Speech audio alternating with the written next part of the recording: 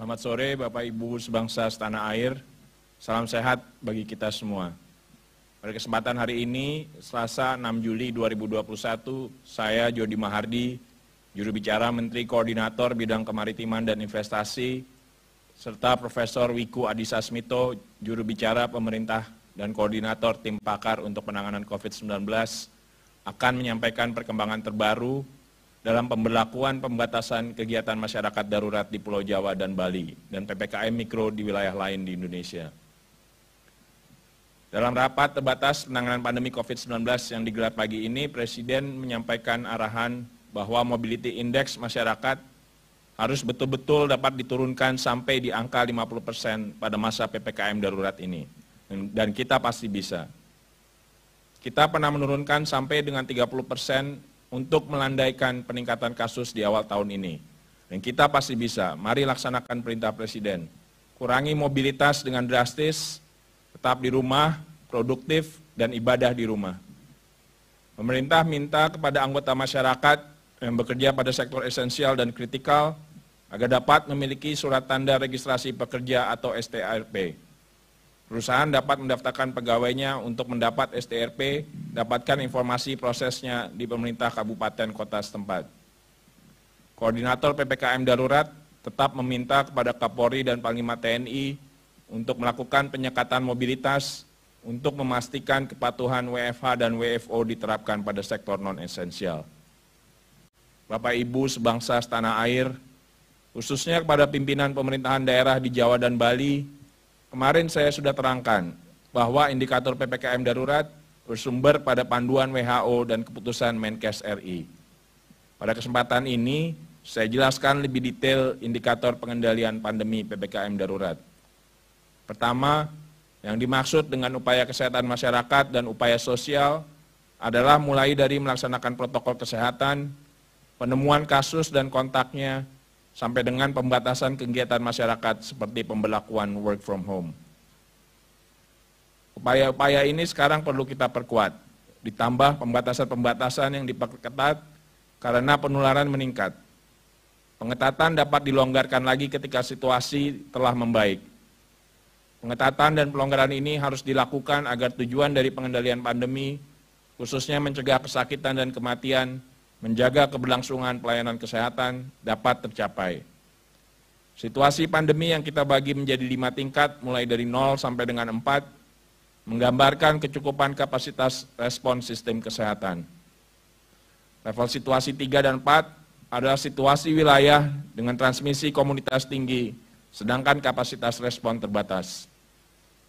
Dalam situasi ini, upaya kesehatan masyarakat dan pembatasan sosial yang ketat perlu diterapkan, agar jumlah kasus dapat diturunkan sampai ke level yang dapat ditangani oleh kapasitas sistem kesehatan yang ada. Assessment level situasi pandemi ini kita lakukan setiap 1 minggu di tingkat kabupaten, kota, dan berdasarkan assessment terakhir, level situasi pandemi di hampir seluruh kabupaten kota di Jawa dan Bali berada di level 3 atau 4, dengan tingkat penularan di komunitas yang sangat cepat, sehingga kapasitas respon sistem kesehatan yang ada, seperti ketersediaan fasilitas perawatan dengan cepat terpakai, bahkan melampaui kemampuan merespon alias kewalahan. Pemberlakuan PPKM darurat diharapkan dapat mengurangi tingkat transmisi dengan segera, berbarengan dengan berbagai upaya untuk meningkatkan kapasitas respon kesehatan, sehingga level situasi pandemi dapat membaik dan PPKM darurat nanti dapat dicabut. Perkembangan tingkat transmisi dan kapasitas respon akan dilaporkan lebih detail oleh Kementerian Kesehatan dan juga akan kami siarkan langsung lewat pernyataan pers harian PPKM darurat. Bapak Ibu sebangsa setanah air, kami paham sekali kondisi pelayanan kesehatan hari ini tidak sedang ideal. Kami prihatin bagi mereka yang belum mendapatkan pelayanan kesehatan dan duka cita yang mendalam kepada mereka yang sudah berpulang ke haribaan Tuhan Yang Maha Esa karena komplikasi yang disebabkan COVID-19, terutama varian terbaru ini. Doa kami agar Tuhan Yang Maha Esa, Allah Subhanahu wa Ta'ala, menempatkan mereka di tempat terbaik sebagai pahlawan syuhada, damai dan tenang di surga Allah. Pemerintah pusat telah meminta pemerintah daerah mempercepat konversi tempat tidur di rumah sakit. terutama di daerah di Jawa Timur, Yogyakarta, dan Bali. Saat ini baru DKI yang sudah 50% mengkonversi khusus untuk COVID-19. Pemerintah juga menyiapkan rumah sakit cadangan di Wisma Haji Pondok Gede dengan kapasitas 900 kamar dan sudah mulai dikerjakan oleh Kementerian PUPR. Pemerintah akan memastikan jumlah pasokan obat-obatan dan alat kesehatan dalam keadaan aman. Rantai suplai dan distribusi dioptimalkan agar tidak ada kendala pemenuhan kebutuhan di lapangan. Pemerintah terus berupaya memastikan ketersediaan tabung oksigen dan telah ada komitmen dari Kementerian Perindustrian agar oksigen industri dikonversi ke medis hingga 100%. Ikuti perkembangan upaya ini lewat siaran resmi pemerintah di konferensi pers live setiap hari jam 5 sore waktu Indonesia Barat atau di covid19.go.id dan kemkes.go.id.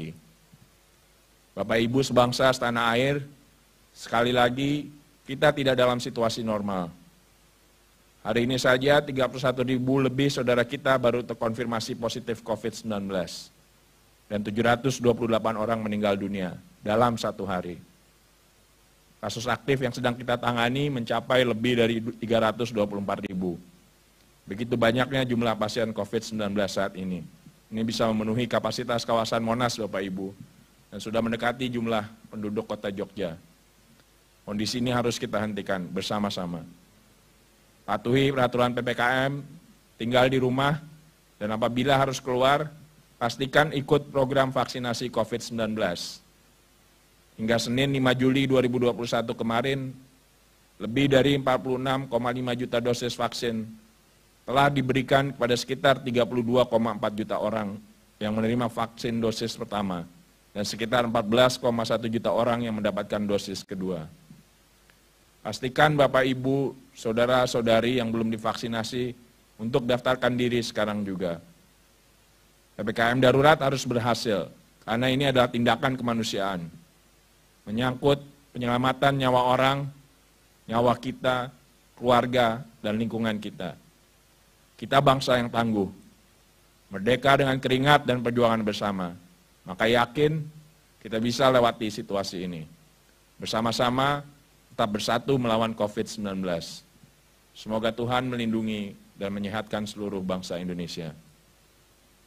Sekarang saya persilakan Profesor Wiku Adhisa Smito untuk memberikan keterangan tentang perkembangan kasus nasional, kemajuan posko dan zonasi resiko, dan informasi terkini lainnya.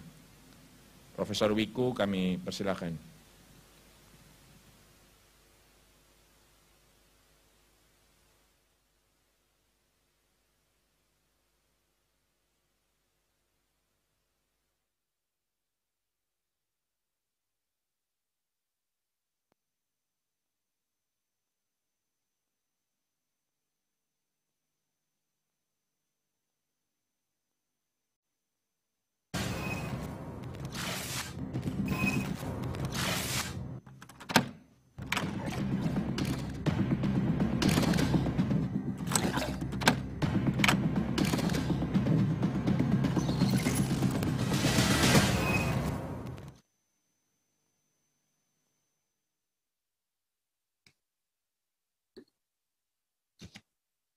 Baik, terima kasih.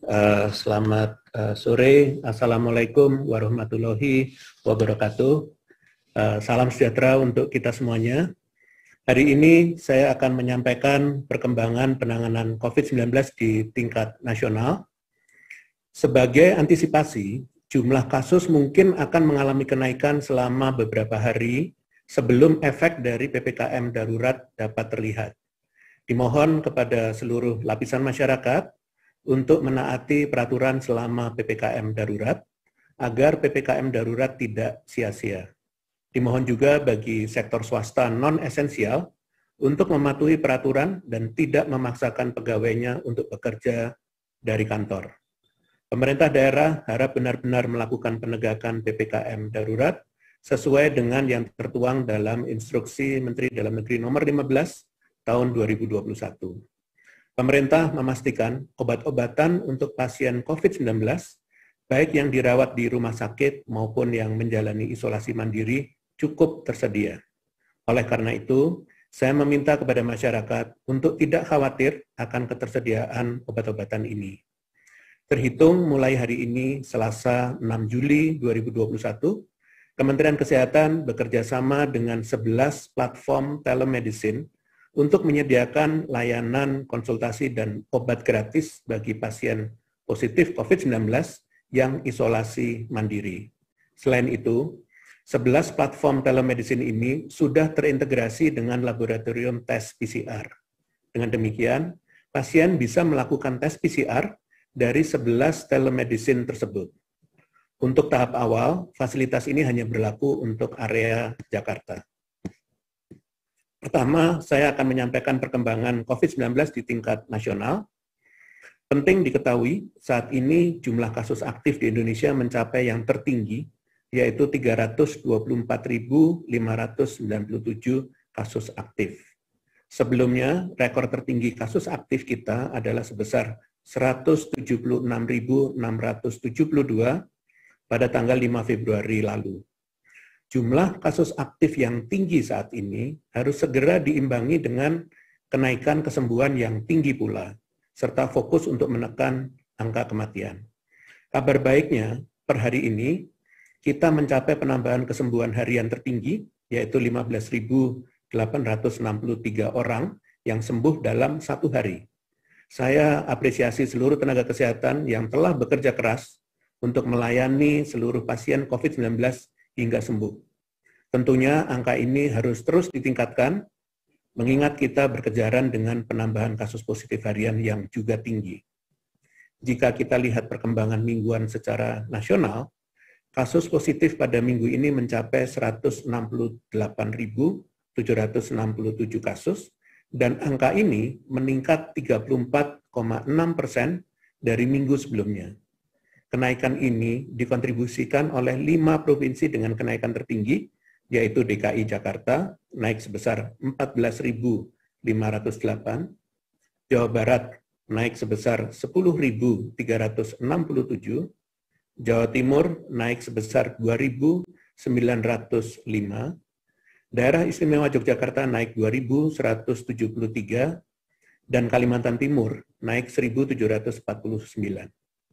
Perlu menjadi perhatian bahwa setelah beberapa minggu didominasi dengan Pulau Jawa, di minggu ini Kalimantan Timur masuk ke dalam salah satu provinsi dengan kenaikan kasus tertinggi di minggu ini.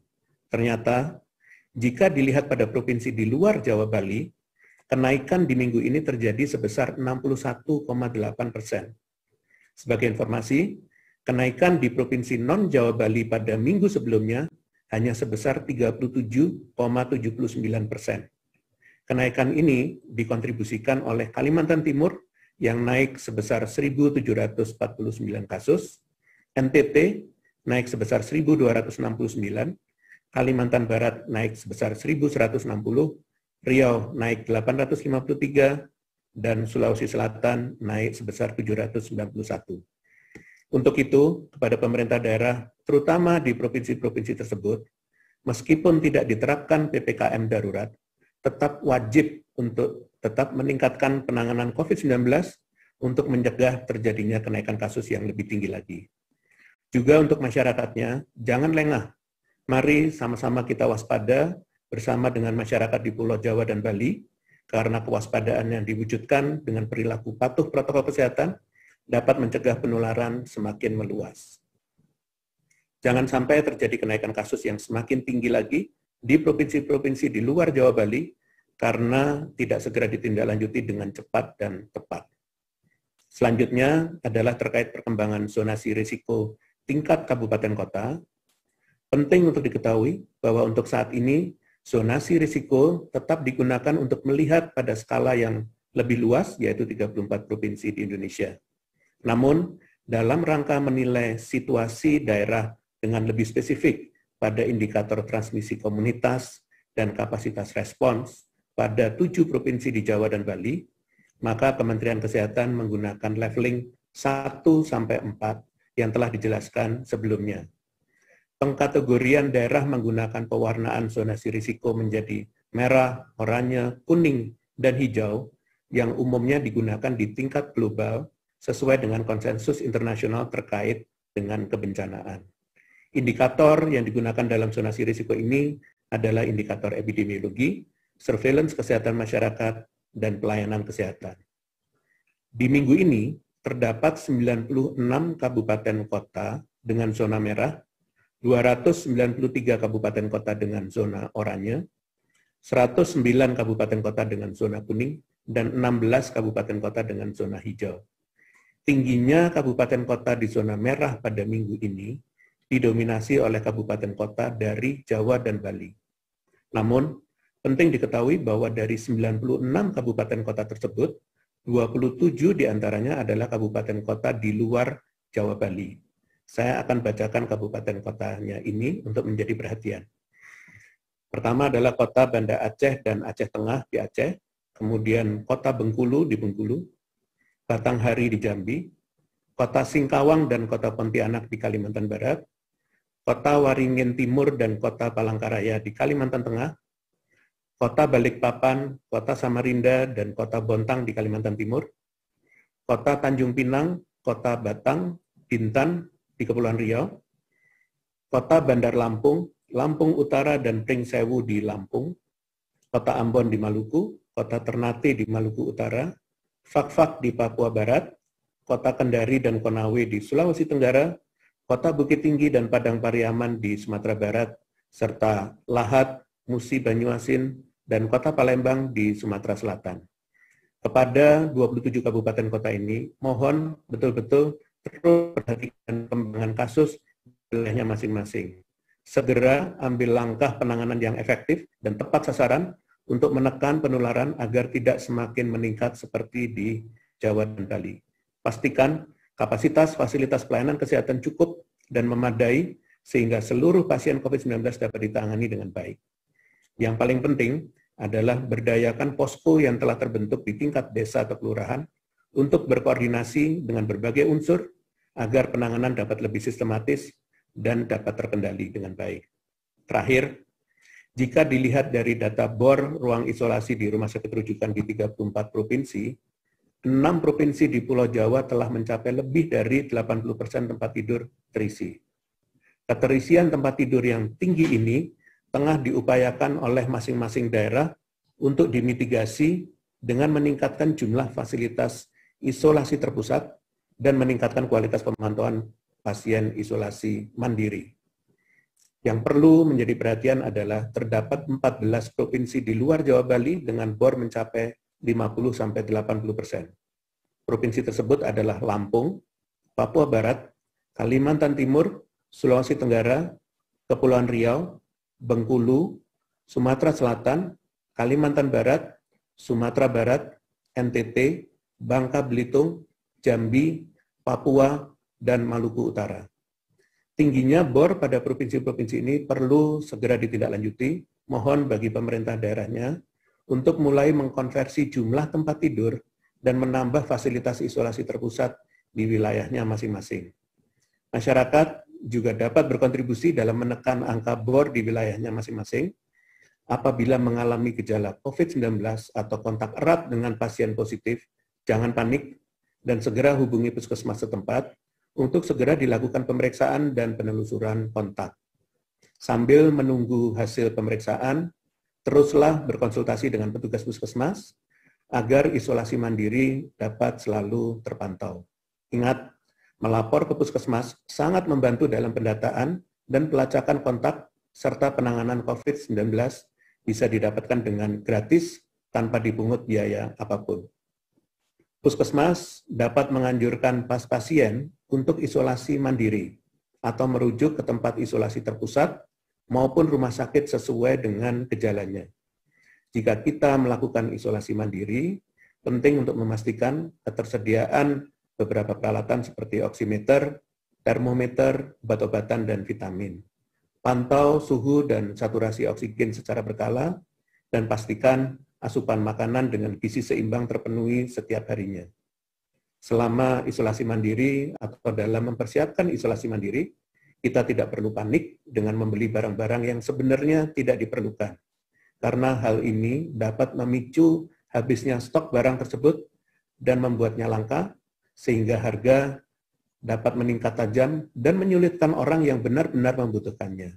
Ingat, penggunaan obat-obatan selama masa pemulihan harus dengan resep dokter. Selanjutnya, saya akan memberikan update peraturan pelaku perjalanan di dalam negeri ataupun yang hendak masuk Indonesia dari luar negeri. Sebelum saya menjelaskan, saya tekankan bahwa peraturan ini mewadahi masyarakat yang memang dalam keadaan terdesak untuk melakukan mobilitas.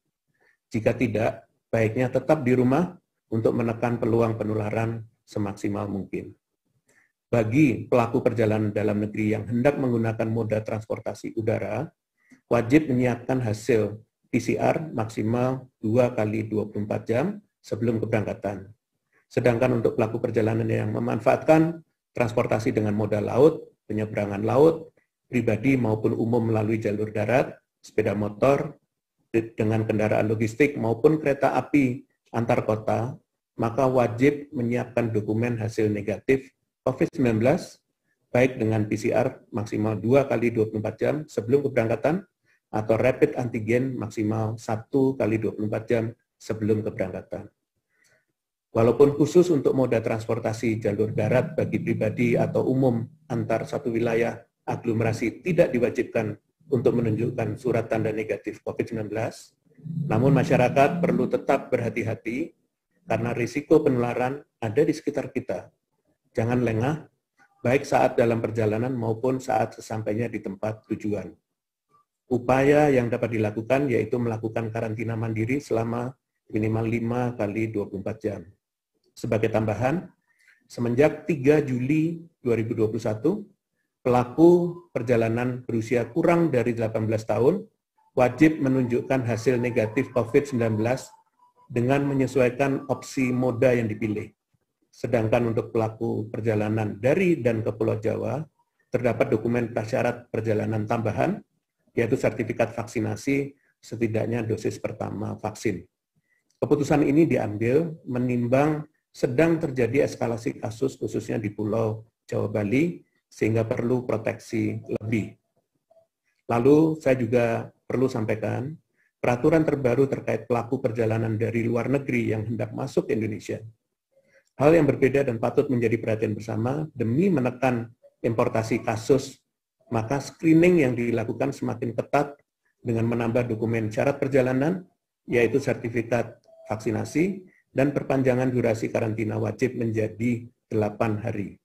Bagi WNI yang belum sempat menerima vaksinasi sebelum kedatangan di Indonesia, akan diwadahi vaksinasi dengan skema program atau gratis setelah berhasil dinyatakan negatif melalui tes ulang PCR pertama maupun kedua. Selain itu, dihimbau bagi pendatang baik WNI ataupun WNA untuk melakukan karantina lanjutan selama 14 hari setelah hasil tes ulang PCR kedua keluar demi keselamatan diri sendiri maupun orang lain. Pemerintah sangat berharap dukungan melalui kedisiplinan baik bagi aparat di lapangan maupun masyarakat untuk benar-benar menjalankan peraturan secara bertanggung jawab. Ini adalah tugas kita sebagai bangsa yang besar untuk menjaga keamanan dan keselamatan negara dan masyarakat luas. Demikian konferensi pers pada sore hari ini. Selanjutnya akan kami lanjutkan dengan sesi pertanyaan dari media. Ada pertanyaan masuk dari Saudara Hendro, berita1.com. Pertanyaannya adalah, bagaimana hasil evaluasi dalam 3 hari pelaksanaan PPKM darurat? Baik, selama beberapa hari pelaksanaan PPKM darurat, mobilitas masyarakat masih terlihat cukup tinggi. Penting untuk diketahui, tingginya mobilitas masyarakat ini perlu untuk ditekan, sehingga tingkat penularan yang terjadi juga dapat segera menurun. Oleh karena itu, saya meminta kepada masyarakat untuk dapat mematuhi ketentuan yang berlaku selama masa PPKM darurat. Jika masyarakat tidak ada kepentingan yang mendesak, maka diminta untuk dapat tinggal di rumah saja untuk meminimalisasi risiko penularan. Selain itu, bagi masyarakat yang beraktivitas di sektor esensial dan kritikal, untuk dapat memenuhi persyaratan dokumen sebelum melakukan kegiatan, seperti salah satunya surat tanda registrasi pekerja yang diberlakukan oleh pemerintah Provinsi DKI Jakarta. Selain itu, bagi sektor non-esensial, diminta untuk dapat mematuhi peraturan terkait PPKM darurat yang mewajibkan pegawainya untuk sepenuhnya work from home. Demikian konferensi pers pada sore hari ini. Terima kasih juga kepada Pak Jody yang telah menyampaikan informasi terkini terkait dengan PPKM darurat. Dengan demikian, konferensi pers saya akhiri. Terima kasih atas perhatiannya. Selamat sore. Wassalamualaikum warahmatullahi wabarakatuh.